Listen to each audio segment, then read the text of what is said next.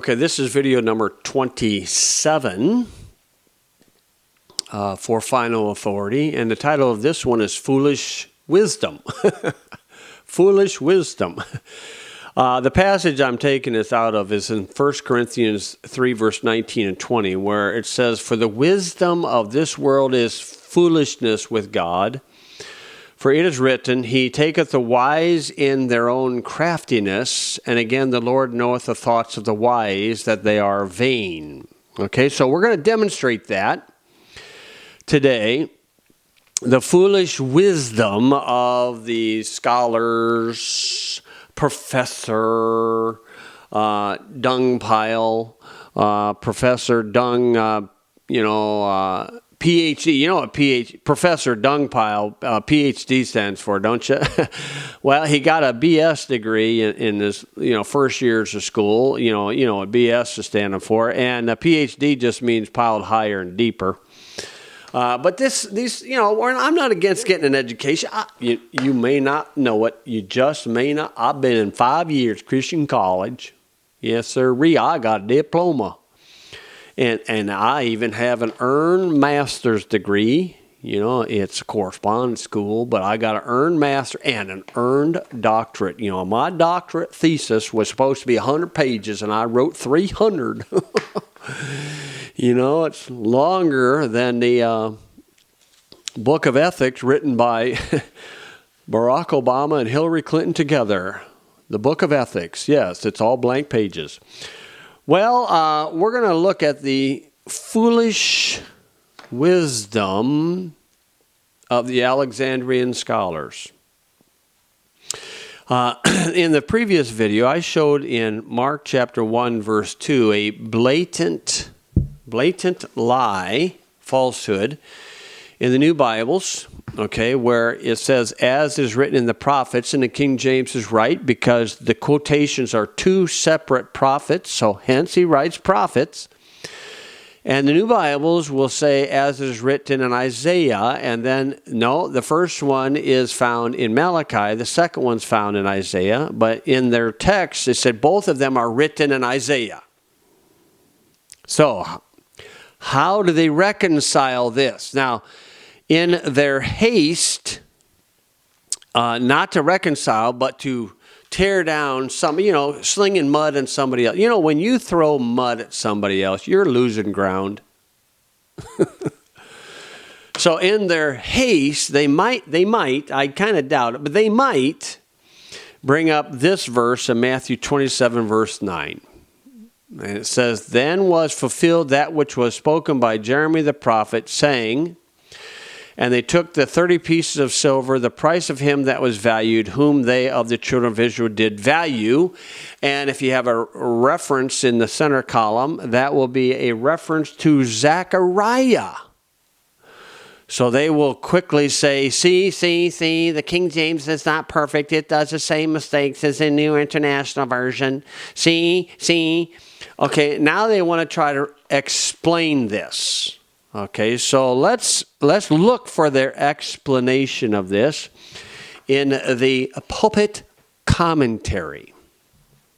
Okay, the pulpit commentary is a homiletic commentary on the Bible created during the 19th century under the direction of Reverend Joseph XL and Henry Donald Maurice Spence Jones. What a name.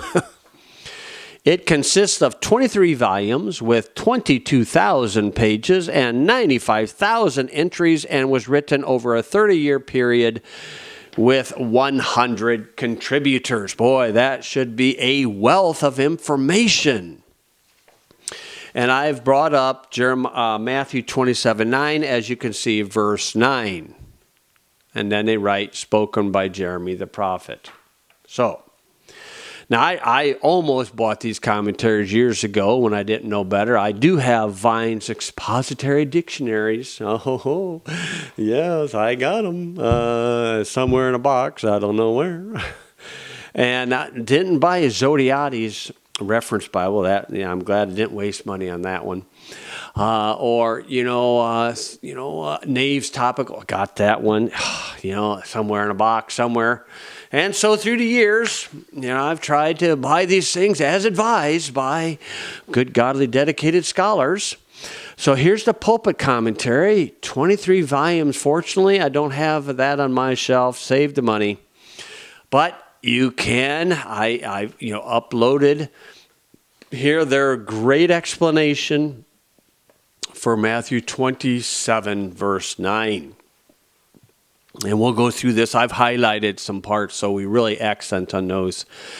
It says, the prophecy which St. Matthew says was fulfilled by the use made of Judas pieces of silver is found not in Jeremiah, as we now possess his text. You do? You got the original Jeremiah. I thought Jeremiah was told to throw that in the Euphrates. But with some variations in Zechariah 11, 12, and 13. So that's the passage where it's written. So, I wonder what he means by now possess his text. I wonder if the text he has is inspired, preserved without error, or if it's just a copy, probably just a copy that he don't believe anyway. Okay, in the bold print, in the face of these discrepancies, it is supposed by many that St. Matthew had in his mind some utterance of Jeremiah, not now extant. But if, as most expositors affirm, he was citing more or less accurately the words of Zechariah, we have to account for their being attributed to a wrong author. Of this difficulty, as it is considered, many solutions are offered, for instance. I feel so blessed that I'm going to get an answer for this discrepancy in Matthew 27, verse 9.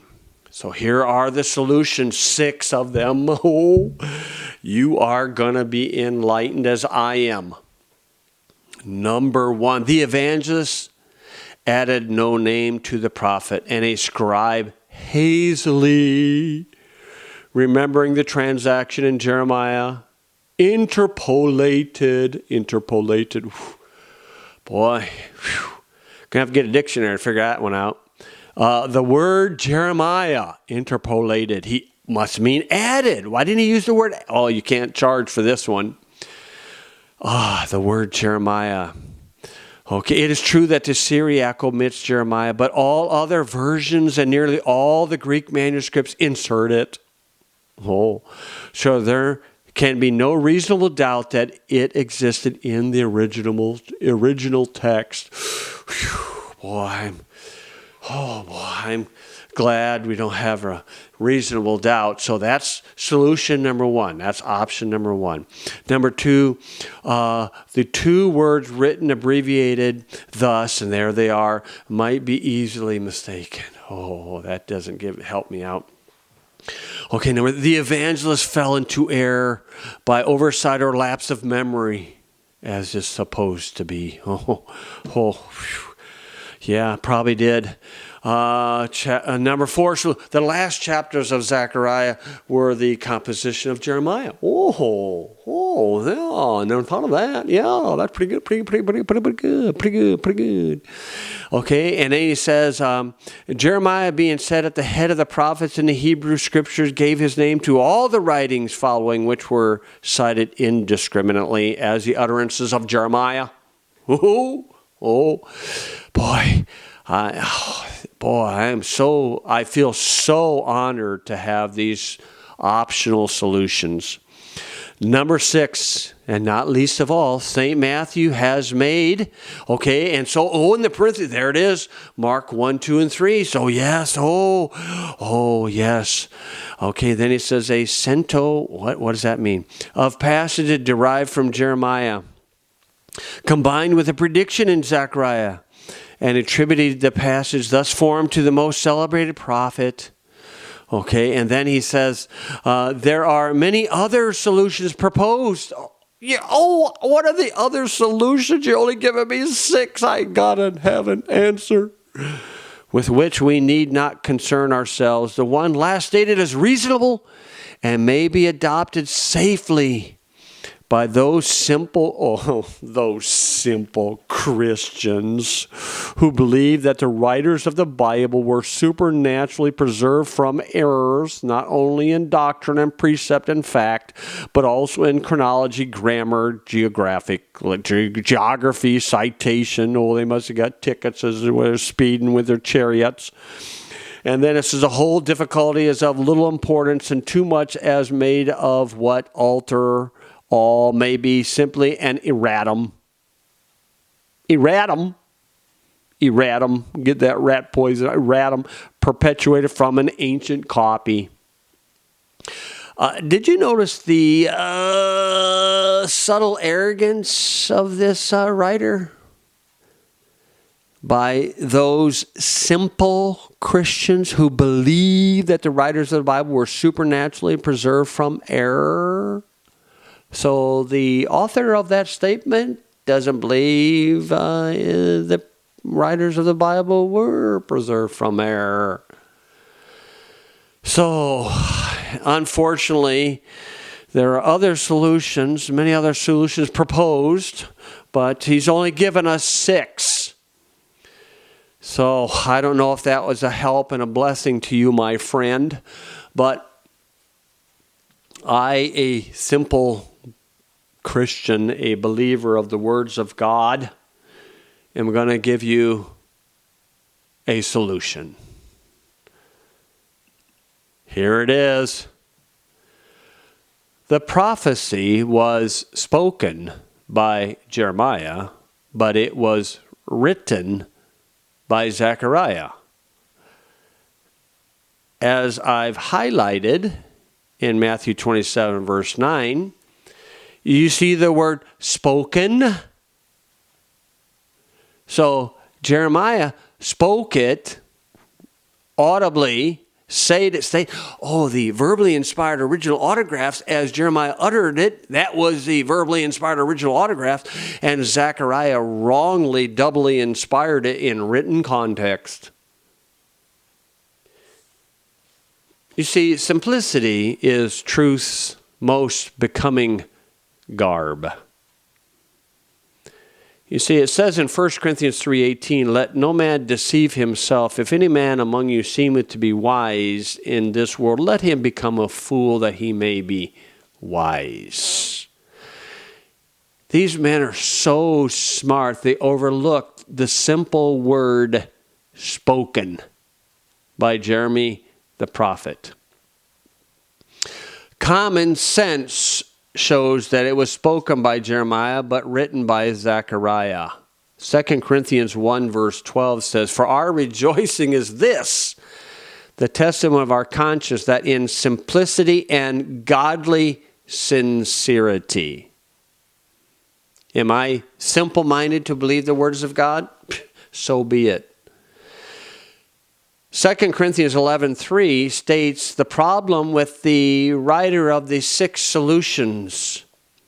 He says, but I fear lest by any means as the serpent beguiled Eve through his subtlety, so your mind should be corrupted from the simplicity that is in Christ. Their intellect filled their head and common sense rolled out their ear.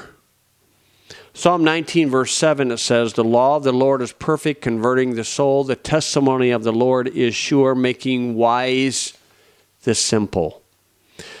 The entrance of thy words giveth light, it giveth understanding unto the simple. Psalm 119 verse 130. Now I don't justify a person who's simple that doesn't study for himself. You see, these men take advantage of people who don't study for themselves, or they take advantage of the lack of opportunity that these men have. Romans 16, verse 18. For they that are such serve not our Lord Jesus Christ, but their own belly, and by good words and fair speeches deceive the hearts of the simple. They run to their lexicons and their Greek dictionaries and their original manuscripts, which they don't have, and people ooh and ah. And Proverbs 14:15 says, the simple believeth every word, but the prudent man looketh well to his going. So I'm encouraging you to be prudent. Prudent rhymes with student. That's why you're told to study in 2 Timothy 2:15 in only one Bible. Proverbs 16:21 says, the wise in heart shall be called prudent, and the sweetness of lips increaseth learning. So I have demonstrated that the wisdom of this world is foolishness with God. They were looking high and low for the solution for Matthew 27, when the solution was right in front of them in simple English. Thank God. The prophecy was spoken by Jeremiah, but it was written by Zechariah.